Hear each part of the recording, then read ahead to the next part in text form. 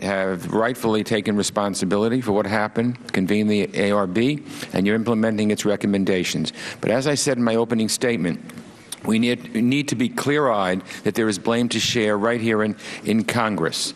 Over the past 2 years alone, the administration's request for diplomatic security funding has been slashed by more than $500 million in Congress, and the current appropriations bill for fiscal 2013 continues this negative trend by slashing funding for worldwide security protection, embassy security, construction and maintenance by more than $260 million. So I'd like to ask you, Madam Secretary, do you think that Congress has provided adequate resources for diplomatic security in recent years?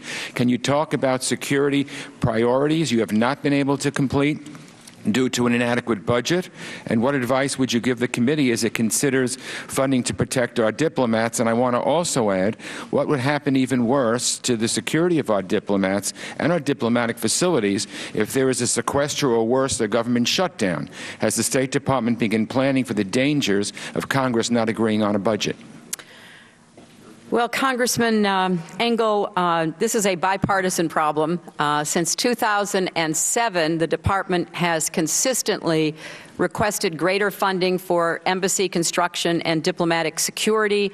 But with the exception of 2010, the Congress has consistently enacted less than requested. Most notably in 2012, the Department received $340 million less than requested, close to 10% less.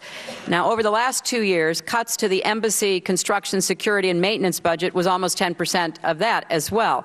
Now, the ARB, and I would refer to them because, you know, they had an independent view of this, has recommended an increase in facilities funding to $2.2 billion per year to restore the construction levels that were called for in the 1998 ARB report. But I think it's also fair to make the point the ARB made. Consistent shortfalls have required the government to try to prioritize, and the Department has attempted to do that.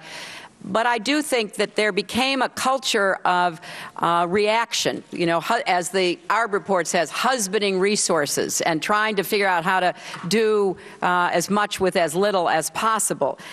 And so although our prioritization was certainly imperfect, the funds provided by Congress were inadequate. So somehow we have to work on both ends of that equation.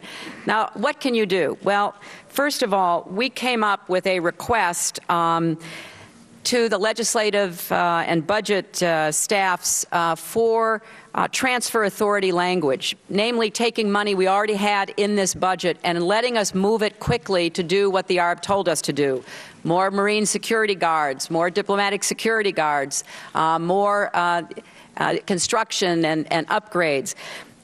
We were able to get that included in the Senate version of the Sandy supplemental, which passed on December 28th, but we were unable to get the language included in the House version. This is not new money. So first and foremost, I would greatly appreciate this committee weighing in, working with your counterpart in the Senate to give us this transfer authority. Otherwise, we're going to be behind the curve again. Secondly, I think it's very important to change the laws about best value contracting versus lowest price technically qualified. By statute, the State Department local guard contracts in dangerous places like Libya and everywhere else except Iraq and Afghanistan must be awarded using a lowest price, technically acceptable selection process. We have requested a change in the legislation that would allow us to use some discretion to try to deal with the varieties and vagaries of these local guard forces. We currently have it, as I said, in Afghanistan, Iraq, and Pakistan, but it's going to expire. So that's something else that I would respectfully ask this committee to look into. And finally, the point that the chairman made and that you echoed, Congressman, an authorization. You know, working on an authorization. I was on the Armed Services Committee in the Senate. We did an authorization every year, no matter what was going on in the world. It was a great organizing tool. It made sure that our defense needs were going to be met.